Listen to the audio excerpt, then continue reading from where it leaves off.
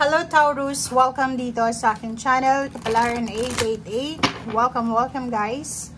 Alamin natin kung anong messages, vibration, gabay energy para sa week na to. March 11 hanggang 17, 2024. Taurus, I hope na makuha mo kung ano man ang gusto mong makuha na mensahe this week. Okay, Taurus.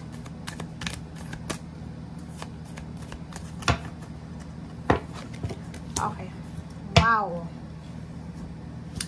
Okay, meron kang 3 cards dito, Taurus. Kung makikita mo, yung unang baraha mo is transformation. Magkapareho kayo ng Capricorn na may mga hindi inaasahan or expected na pagbabago, transformation or transition sa buhay mo na kailangan mong tanggapin. Okay? Embrace your transformation. Okay? Yakapin natin ito, tanggapin natin kung ano man ito na magbabago or pagbabago na dumarating sa buhay natin. Siguro, may mga Taurus ditong nahihirapan kayo sa ngayon dahil maraming nagbago, maraming nawala sa buhay mo, mapa-relationship man, family, or pwedeng pera, or pwedeng trabaho, or pwedeng kontrata, or pwedeng sustento, or kung ano man to. But, yun na nga, kailangan mong tanggapin ito ng maluwag sa iyong kalooban. Okay? If naboboring ka sa linggong ito, pwede din yung music na pwede mong pakinggan. Pwede daw yung music na to makalift ng soul mo. And pwedeng makatulong ito sa mga pinagdadaanan mo sa ngayon. Music. Okay? And last card natin dito sa first tarot deck is Magical Gateway. Yun. So, etong Magical Gateway na to is connected to dito sa transformation. So, kailangan mong tanggapin, kailangan nating i-welcome kung ano man na pagbabago na posibleng maganap sa buhay mo. Kasi, ang dami-daming, kumbaga, pinto na magbubukas para sa'yo. So, it takes courage and dedication, trust also, para dito, di ba? So, like for example, matagal kang nagnenegosyo. Tapos, biglang hindi naging maayos yung negosyo mo, sinara mo siya. And then, isip ka na mag-apply bilang isang empleyado, di ba? Yung parang nakakatakot kasi sanay ka sa pagnenegosyo. Ganun din yung iba. Matagal kang naging unemployed, and then bigla kang nakaisip na, ay, kailangan ko palang magtrabaho. So, parang meron kang fear, may konti kang takot. But, sinasabi ng barahan na it's the right time na ngayon. It's the right timing na kailangan nating dire-diretso na tayo doon sa pagpasok sa bagong buhay, sa bagong gateway, magical gateway. Huwag ka nang tumingin sa nakaraan. And yun na nga, i-welcome mo na kung ano yung parating. Okay? I-welcome mo na yung kung ano yung parating, and at the same time, tanggapin natin kung ano itong mga pagbabagong nagaganap sa buhay niyo.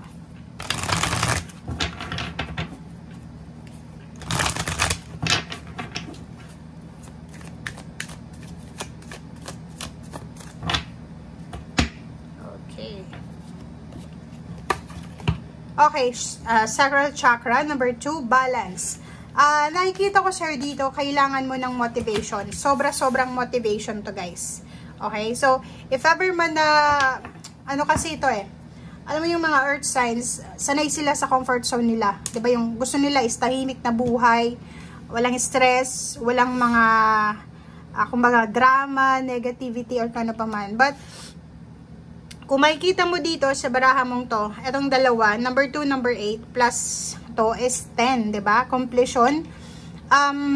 Yun, kailangan mo na sigurong lumabas sa yung comfort zone. May mga emotional withdrawal ka dito na parang meron ka na iniisip na kailangan kong, like for example, may problema ka sa pamilya mo, emotional, or pwedeng financial, relationship man yan, sa trabaho, or sa career, sa business. Yung kadalasan na ginagawa nyo is ini-ignore nyo, dinideny nyo, tinatalikuran nyo, parang ayaw nyong harapin kasi ayaw nyo nga ng gulo. But this time, sinasabi ng baraha, hanapin natin, guys, yung balanse. Hanapin natin yung balanse. Kailangan mo nang lumabas sa comfort zone mo, diba? Ipaliwanag mo kung ano yung part mo, point of view mo, yung side mo ng mahinahon. And yun, wag mong takasan kung ano man itong mga problems na to, wag mong takasan kung ano man itong mga responsibilities or duties na to na inihaharap sa'yo ng universe. Yun, be strong. Mahirap. Okay lang sabihin, pero sa nararamdaman nyo, syempre mahirap, diba? But, yun nga, be strong, be courageous, and trust that eto na talaga yung tamang oras para makapasok ka doon sa bagong buhay mo, sa new beginnings mo. Okay? So, yun. Focus. Kailangan mo mag-focus, Taurus, kung ano man tong ginagawa mo sa ngayon, or kailangan mong bigyan ng focus. Okay?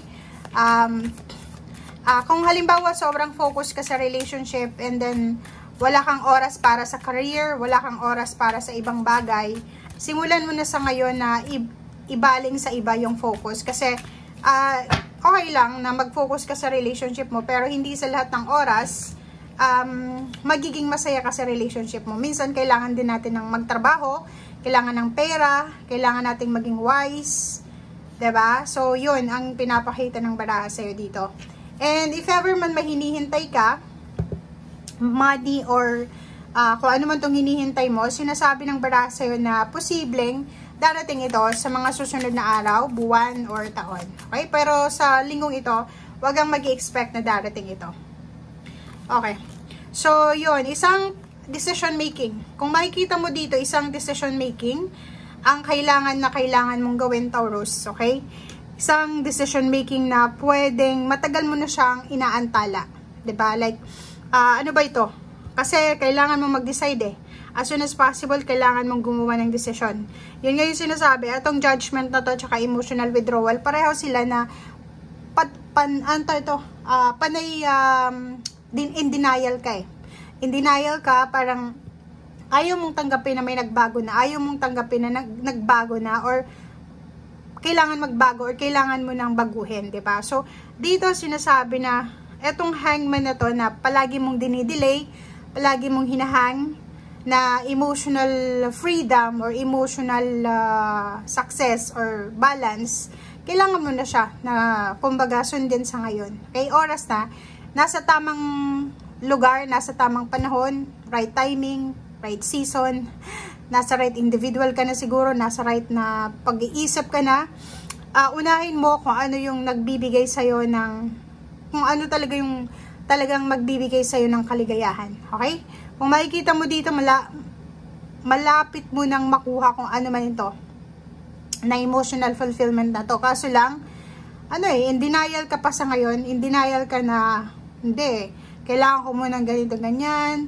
Trabaho, ganun din eh. Diba? Yung parang in denial ka.